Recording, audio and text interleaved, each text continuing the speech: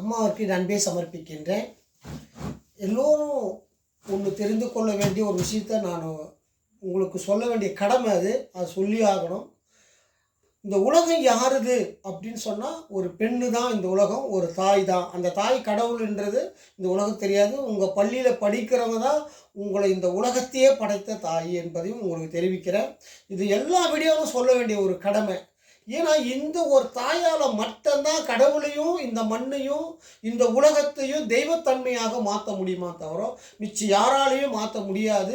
எல்லாருமே அந்த அம்மா கிட்ட ஒரு 5 அறி ஜீவனாக வேலை செய்கிறாங்க. அந்த அம்மா எப்படி நீங்கள் 5 அறி ஜீவனை உங்களுடைய சுவைக்காக அதை வெட்டி சாப்பிட்றீங்களோ வாயில்லா ஜீவனெல்லாம், அதுமாரி தான் அந்த அம்மா கடவுளையும் மனிதனையும் பயன்படுத்தி கொள்கிறாங்க. அப்படிப்பட்ட தாய் ஒரு மனிதன் என்ற ஒரு உருவத்தை கொடுத்து 6 அறிவை கொடுத்து ஒரு பயங்கரமான உல்லாசமான வாழ்க்கையை கொடுத்து நீ சாப்பிடும் பொருள் எல்லாம் நீ இந்த உலகத்தில் படைச்ச ஒரு சின்ன ஒரு சுவையெல்லாம் அந்த அம்மா படைச்ச ஒரு படைப்பா தவிர கடவுள் படைச்ச படைப்பு அல்ல என்றது ஒவ்வொரு மனிதனும் நீங்கள் உணருங்க. இனிமேல் உலகத்தில் உணர்ந்தால் மட்டும்தான் இந்த உலகத்தை நம்மளால் காப்பாற்ற முடியும். அந்த தாய் நமக்கு கொடுத்த ஒரு விலை மதிக்க முடியாத என்னன்னு கேட்டிங்கன்னா உணவு இந்த ஆத்மாவுக்கு கொடுத்தது சுவையாக. இவ்வளோ பெரிய சுவையாக நம்ம சாப்பிட்றோம் மக்களாச்சுன்னா இது சினிமாக்காரன் இந்த பூமியில் எடுந்த பிறகுதான் இந்த பூமியில் இவ்வளோ சுவையான உணவும் இவ்வளோ அழகான உலகமும் இந்த பூமியில் நம்ம பார்த்துருக்குறோம். சினிமாக்காரன் ஒன்று இல்லை என்றால் இந்த பூமியில் நம்ம இவ்வளோ பெரிய விஷயத்தை நம்மளால் பார்த்துருக்க முடியாது. அதனால் சினிமாக்காரன் ஆட்சி தான் இந்த மண்ணில் நடக்கிறது. 1969 இருந்து சினிமாக்கார ஆட்சி. யாராலுமே இதை ஒழிக்க யாராலுமே தமிழ்நாட்டில் இந்தியாவில் முடியல. தமிழ்நாட்டில் அப்படியாப்பட்ட பாரத பிரதமரே தமிழ்நாட்டில் திமுகவை எதிர்த்து ஒழிக்கணும்னு நினைக்கும் போது அவராலேயே முடியாமல் போச்சு. நம்ம பார்க்குறோம் இந்த எலெக்ஷனில், போன எலெக்ஷனில், எம்எல்ஏ எலெக்ஷனில் அவ்வளோ பெரிய வெற்றியை நம்ம பார்த்துருக்குறோம் இந்த மண்ணில். அப்படியாப்பட்ட ஒரு நாடு இந்த நம்ம நாடு தமிழ்நாடு. அதனால் நம்ம தாயே இந்த உலகத்துக்கு பரப்புங்க. கடவுள் என்றது நம்மளை சந்தோஷமாக வச்சுக்கிறதுக்காக கடவுள் என்ற பல உருவத்தை கொடுத்து இந்த மக்களுக்கு மகிழ்ச்சியான ஒரு வேலையை கொடுக்குறாங்க. அவ்வளோதான். மனிதனுக்கு வேலை கொடுக்கறதுக்காக எல்லாமே இந்த உலகத்தில் உருவாக்கப்பட்டது. அப்போது இந்த சினிமாக்கார ஆட்சிக்காக தான் இந்த பூமி வாழ்ந்து கொண்டு இருக்குது ஒன்று தெரிவிக்கிறேன். அப்போ என்ன நடக்குது அப்படின்ற தமிழ்நாட்டில் சொல்கிறேன். எடப்பாடி டெல்லிக்கு போகிறாரு. டெல்லிக்கு போன நன்னு சந்திக்கிற நன்னு அன்றைக்கி பாரதிராஜா மகன் இறக்குறான். அதுக்கப்புறம் ஹாஸ்பிட்டலில் ரொம்ப நாளாக போராடி கொண்டு இருக்கும் ஒரு நடிகன், கராத்தா மாஸ்டராக சினிமாவில் ஆக்ட் பண்ணவர் இறக்குறாரு. 2 நடிகன் இறக்குறாரு. ஒரு பழைய எம்எல்ஏ ஒருத்தர் இறந்து போகிறார். யார்? அவர் டெல்லியில் போய் சந்திக்கிற நண்டு இறந்து போகிறாங்க. ஏன் அப்படின்றத கண்டுபிடிங்க. அதே மாதிரி அமித்ஷா தமிழ்நாட்டுக்குள்ள வர சொல்ல தமிழ்நாட்டில் கூட்டணி பேசிட்டு டெல்லிக்கு போகிறாரு. அண்ணன் நைட்டு பயங்கரமாக டெல்லியில் புயல் அடித்து காரெல்லாம் தூக்கி பெரிய ஒரு அமக்களமே பண்ணுது இயற்கை. அப்போ இயற்கை என்ன பண்ணுதுன்னு கேட்டீங்கன்னா நம்மளை கொல்றதுக்கு அது நான் தயாராக இருக்கிறேன். ஏன்னா இது தெய்வலோகம் ஆட்சி தமிழ்நாட்டில் நடக்குது. அந்த ஆட்சியை அழிக்கணும்னு நினைக்கிறீங்க, அது நடக்காது. ஆனால் நான் புயலாகவும் இது மாதிரியா கொரோனா காலத்தில் அன்னைக்கு நடந்த மாதிரியா நடக்கிறதுக்காக இந்த அறிகுறியை இந்த மண்ணில் காட்டுகிறது. இது ரகசியம். இன்னும் யாருக்குமே இது தெரியல. இதை எப்போ நீங்கள் தெரிஞ்சுக்கிறீங்களோ அன்னிலிருந்து தான் இந்த ஆபத்தை காப்பாற்ற முடியுமா தவிர இல்லை காப்பாற்ற முடியாது என்பதையும் நீ தெரிஞ்சுக்கணும். ஏன்னா எவ்வளோ நாள் நான் சொல்கிறேன், சாவரவன் முன்னன்னு செத்துருக்கணும், இல்லை ஒரு வாரத்துக்கு முன்ன செத்துருக்கணும். ஏன் செத்தாங்க? எடப்பாடியை சந்திக்கிறேன்னு ஏன் செத்தாங்க அப்படின்னு கேட்குறேன். 2வது ஒரு விஷயம் கேட்குறேன். ஏன் டெல்லிக்கு அவர் போகிறேன்னு, தமிழ்நாட்டிலேருந்து போகிறேன்னு ஏன் அன்றைக்கி அதுமாரி நடக்கணும் டெல்லிக்கு மட்டும்? அப்போது பெரிய அழிவை நீங்கள் உருவாக்க போகிறீங்க. டெல்லியிலேருந்து வந்திருக்கிறீங்க, தமிழ்நாட்டிலேருந்து பெரிய அழிவு. ஏன் சினிமாக்காரன் ஆட்சினா என்னன்னு கேட்டிங்கன்னா சொர்க்கலோகத்தில் உணவு கிடையாது, உடம்பு கிடையாது. அதுதான் சினிமா தான் தெய்வலோகமாக அங்கே தெரியும். அதனால் சினிமா மூலிமா நம்ம தமிழ்நாட்டிலேருந்து உலகமே பார்த்து கொண்டு இருக்கும். தமிழ்நாடு தான் இந்த உலகத்தில் படைக்க என்பதற்காக சினிமாக்கார ஆட்சி இந்த தமிழ்நாட்டில் வரப்பட்டது. அதை அழிக்கணும்னு நினைக்க சொல்ல இப்படியாப்பட்ட அழிவுகள் நமக்கு. அதனால தான் எடப்பாடி ஆட்சியில் மனிதன் ஆட்சி பண்ண சொல்ல கொரோனா வந்து கொடூரமாக உலக நாடு இறந்தது. ஸ்டாலின் முதலமைச்சர் ஆகிறாரு. அதனால் நம்மளுக்கு அழிவு இல்லாமல் தடுக்கப்படுகிறது. ஆனால் மிருகமாக மனுஷன் மாறுறான். ஏன் மிருகமாக மாறுறான்னா, தெய்வ சக்தி இருக்கணும், மனசுக்கிட்ட சக்தியும் தர்மமும் இருக்கணும். ரெண்டாவது வந்து ஆட்சி பண்ணுறவங்ககிட்ட தெய்வ சக்தி, எதிர்கட்சி தெய்வ சக்தியாக இருக்கணும். அந்த தெய்வ சக்தி இருந்தால் மட்டும்தான் மனிதன் வந்து மிருகமாக மாற மாட்டான். நான் சொல்லிட்டேன், சூரியன் இருக்கிறாரு, நிலவு இருக்கிறது. நிலவுக்கும் சூரியனுக்கும் சமமான சக்தி இருந்தால் தான் உலகம் இயங்கும். ஆனால் சூரியனுக்கு அந்த பவர் இருக்கிறது, ஆனால் நிலவுக்கு இந்த பவர் கிடையாதுன்றத தெரிஞ்சு போச்சு. நான் என்றைக்கோ சொல்லிட்டேன், இந்த அமாவாசைன்னா என்ன, இரவு அமாவாசை தான் சசிகலா, பகல் தான் ஜெயலலிதா அம்மா. இவங்க 2 பேரும் போனதுனால இந்த நாட்டுக்கு அழிவு காலம் நெருங்கிச்சு அப்படின்றத நான் முன்கூட்டியே சொல்லிட்டேன். இப்போ ஒரு சமாச்சாரம் நமக்கு நடக்குது.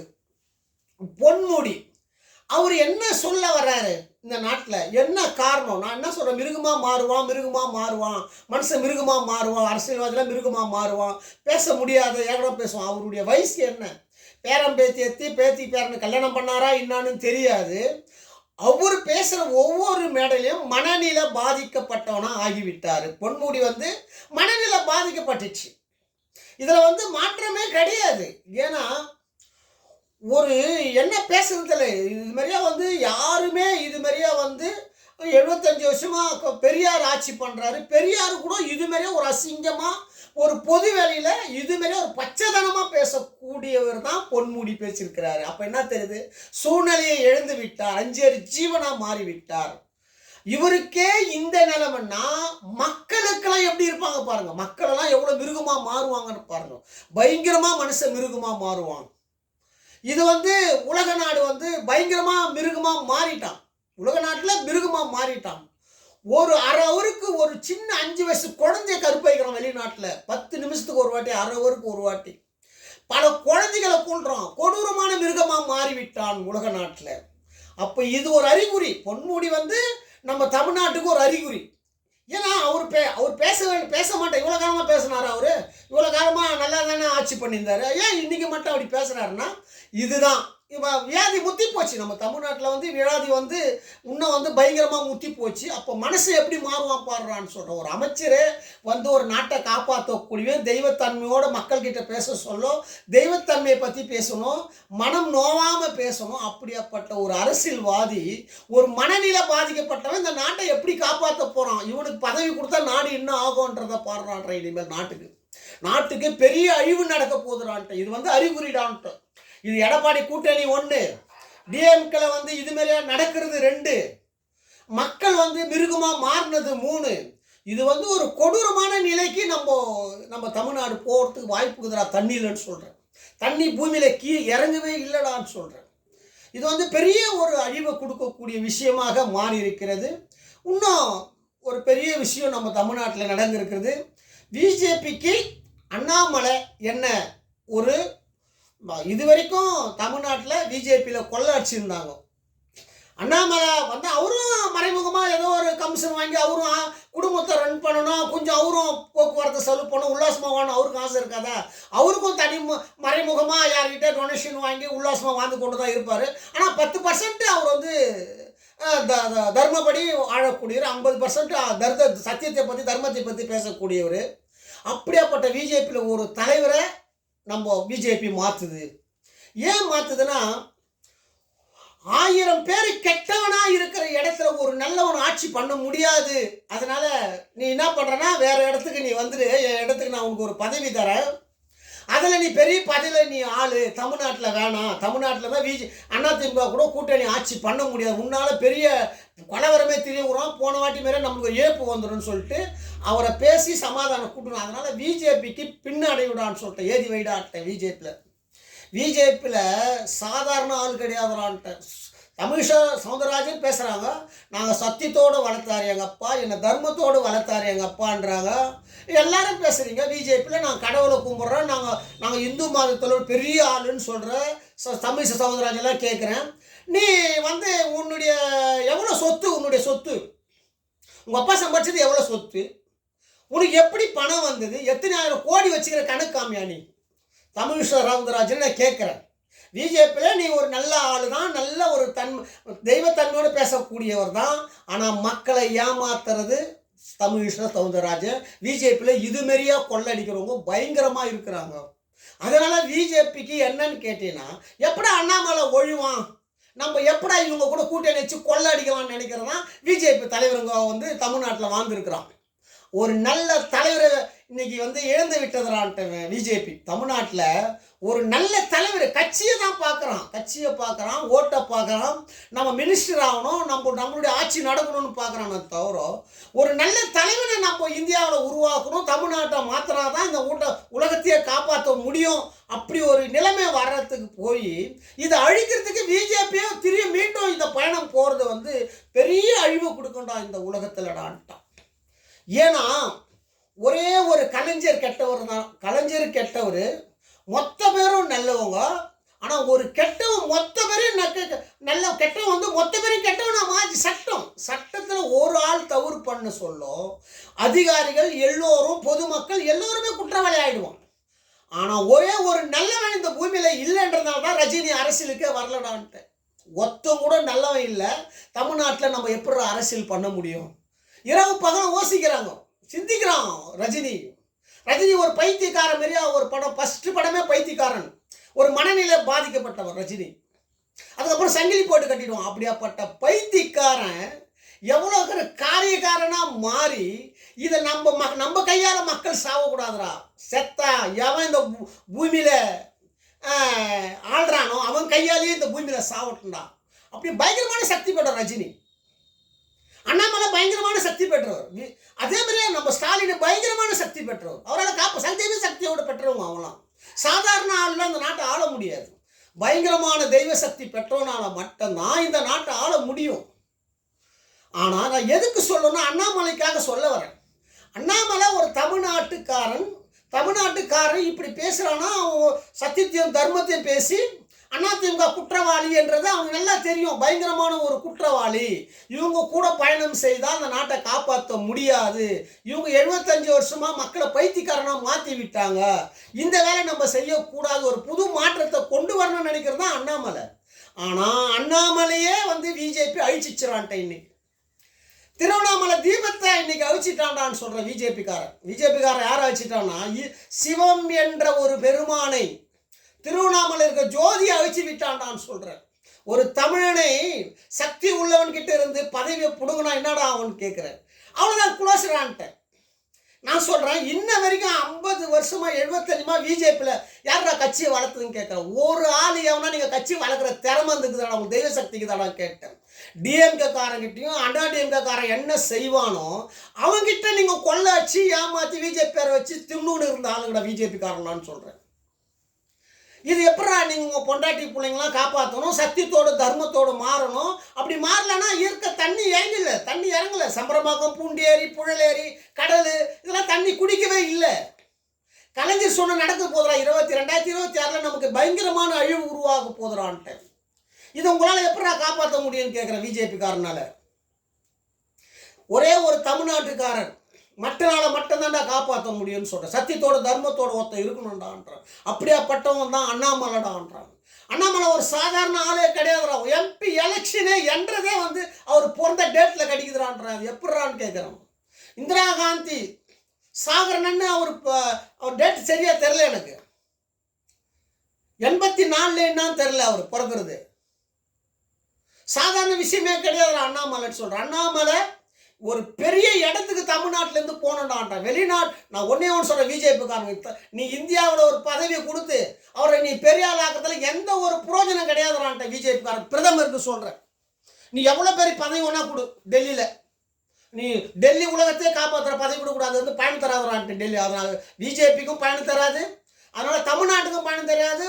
பிஜேபி இருக்கிற தொண்டன் இந்த உலகத்தில் இருக்கணும், அவனுக்கு 10 நிமிஷம் புரோஜனம் கிடையாது அண்ணாமலைக்கு நீ பதவி கொடுக்குறதுனால. பிரதமரை சொல்கிறேன், நீ தமிழ்நாட்டில் உட்கார வைடான்ற. தமிழ்நாட்டில் உட்கார வச்சு அவன் தனியாக ஒரு ஆளாக இந்த மண்ணில் உருவாக்குடா. நீ நல்ல பிரதமராக இருந்தால், ஒரு நல்ல தலைவராக இருந்தால், இந்த உலகத்தை காப்பாற்றுற நீ கடவுளாக இருந்தால், நீ இந்த தமிழ்நாட்டில் பிஜேபி தனியாக நிற்க வைத்து ஒரு புதிய சாம்ராஜ்யத்தை உருவாக்குறான்ற. தப்பு பண்ணது நீங்க தானே. சுதந்திரம் வாங்கின பிறகு நீங்க சத்தியத்தை தர்மத்தை அழிச்சது நீங்க 2 பேர் தானே. பிஜேபி இந்திரா காங்கிரஸ் சத்தியத்தை தர்மத்தை அழிச்ச. அப்ப நீ தானே காப்பாற்றணும் இனிமேல். அப்ப அங்க சோறு கிடையாது, என்ன பண்ண போறீங்கன்னு கேட்கிறேன். ராமரை கேட்கிறேன், சிவபெருமானை கேட்கிறேன், சக்தியை கேட்கிறேன், இந்த உலகத்தில் இருக்கிற கடவுள்லாம் கேட்கிறேன். அங்கே துண்ண சோறு கிடையாது, உடம்பு கிடையாது, அங்கே போய் என்னடா பண்ண போறேன்னு கேட்குறேன். காரு கிடையாது, பங்களா கிடையாது, மக்கள் கிடையாது, நீ பிறக்கவே முடியாது, உன்னை சிறை வச்சிருவாங்க செய்த பாவத்துக்குடான்ட்டு. நீ ஒரு பொம்முனேட்டிய சிறை வச்சிடல, அம்மாவை சிறை வச்சிடல, எதுக்கு? உன்னை சிறை வைக்கிறதுக்காக தான் அங்கே சிறை வச்சதுறான்னு சொல்கிறேன். இதுலேருந்து காப்பாற்றுறேன்டான்னு சொல்கிறேன். உங்களை பிரதமரை காப்பாற்றுறேன், இந்த நாட்டு உலகத்தில் இருக்கிற சிறை இல்லாமல் கடவுளை காப்பாற்றுறேன், சக்தியை காப்பாற்றுறேன். சக்தி யாருறான்னு கேட்குறேன். ஒவ்வொரு வீட்டுக்குள்ளேயும் ஒவ்வொரு தொழிலதிபராகவும் ஒவ்வொரு முதலமைச்சர் மனைவியாகவும் நடிக்கிறவங்க, இந்த பெரிய செல்வாக்கில் இருக்கிறவங்க எல்லாமே சக்திடான்ட்டு. இந்த உலகத்தில் சக்தி இல்லாமல் இந்த உலகத்தில் யாராலும் எதுவுமே சாதிக்க முடியாதான்ட்டு. சக்திக்கு தேவை ஒரு ஆணை உருவாக்கி அவனை பணம் குற்றம் பண்ண வைத்து அவனை நல்லது கெட்ட செய்ய வைத்து கொன்று விடுவாள் சக்தி. சக்தின்றது என்னன்னு கேட்டீங்கன்னா ஒரு 5 அறி ஜீவன் தாண்டா ஒரு மனிதன் கேட்கிறேன். மனிதன் என்ற ஒரு 5 அறி ஜீவன், அறிவில்லாத ஜீவனாக தான் மனிதனை அந்த அம்மா பயன்படுத்துறாங்கடான்னு சொல்றேன். ஆனா உனக்கு ஒரு அறிவு கொடுத்துருக்குறாங்க, அதை பயன்படுத்திக்கடான்னு சொல்றேன். இல்லை நான் காசில தூண்டுற பிணம் தாண்டா நீ துண்ணணும்னு சொல்றேன். கடவுள் எல்லாம் ஏதி வச்சிங்கடான்னு சொல்கிறேன். மொத்த கடவுள் துண்ண சோறே கிடையாதுறாங்கன்னு சொல்லிட்டேன், உடம்பே கிடையாதுறான்ட்ட. இந்த நாடகத்தில் நீங்கள் நடித்தா மட்டும்தான் தெரிய இந்த பூமியில் பிறக்க முடியும், இந்த சொர்க்கலோகத்தை அடைய முடியும்டான்னு சொல்லிட்டேன். இது முழுக்க முழுக்க இது பிரதமரால் காப்பாற்ற முடியும், நம்ம தமிழ்நாட்டு முதலமைச்சரால் காப்பாற்ற முடியும். இதில் காப்பாற்ற 95% வாய்ப்பு இருக்கிறது. எதுக்குன்னு கேட்டீங்கன்னா, நான் எவ்வளோ பெரிய விஷயம் பேசினாலும் என்னுடைய வீடியோ வெளியே வருதுன்னு சொன்னால் அது பிரதமரும் முதலமைச்சர் தான். இவங்க 2 பேரால் மட்டும்தான் இந்த உலகத்தை காப்பாற்றுறதுக்காக தான் என்னுடைய வீடியோ வெளியே வந்து கொண்டது. என்னை வெளியே காமிக்கிறதுக்கு வாய்ப்பே கிடையாதுறான்ட்ட உலகத்தில். ஆனால் 10 பேர் என்னை காமிச்சா கூட போதும், வீடியோ முக்கால்வாசி இந்த உலகத்தை காப்பாற்றணும். யாரால் முடியும்? பிரதமரால் முடியும், முதலமைச்சரால் முடியும். அவங்க தான் கடவுள், அவங்க தான் வந்திருக்கிறாங்க இந்த பூமியில் உலகத்தை காப்பாற்றுவதற்காக அப்படின்னு நம்ம சொல்கிறோம். ஆனால் இதை காப்பாற்றி அம்மா என்ன சொல்ல வராங்கன்னா, நான் அழிக்க மாட்டேன், என்னை கொண்டுட்டா கூட நான் உங்களை அழிக்க மாட்டேன். ஏன்னா நானே படித்து நானே உங்களை தவறு செய்ய வச்சு நானே உங்களை கொள்கிற ஆள். ஆனால் நான் மன்னிச்சு விட்டுறேன் உங்களை. ஆனால் என்ன வெளியே காமிங்கன்றாங்க. மக்களால் நான், மக்களுக்காக நான் சொன்னேன், என்ன வெளியே காமி உலகத்துக்கு, நான் வந்திருக்கேன், நான் தான் படித்தேன் இந்த உலகத்தை அப்படின்னு காமி. அப்படி காமிக்கலன்னா உலக நாட்டுக்கு என்ன நடந்ததோ நம்ம இந்தியாவுக்கு நடக்கணும்னு அம்மா சொல்கிறாங்க. வேற எதுவும் அம்மா சொல்லலை. அம்மா எப்படின்னா ஒரு குழந்தை மாரி, பச்சை குழந்தை அந்த அம்மா. அந்த அம்மா மிருகம் கிடையாது. அந்த அம்மா தாய் என்பவள் தெய்வத்துக்கு சமமானவள், குழந்தைக்கு சமமானவள், ஒரு பெண் என்பது. அந்த அம்மா கூட நீ கீழே இறங்கி போக சொல்ல, அந்த அம்மா வாய்த்தை கட்டி கையை கட்டி அந்த ஒரு குழந்தைய வளர்ப்பாங்க பெற்று. அப்படியாப்பட்ட தாய் என்ற ஒரு தாயை நீங்கள் இவ்வளோ ஒரு கொடூரமாக பண்ணிட்டு இந்த நாட்டை ஆள விடுவாங்களா? உங்களை கன்ஃபார்மாக உங்களை விடவே மாட்டாங்கடான்ற. இதனால் பெரிய அழிவு தான் இந்த உலகத்துக்கு உருவாகும்.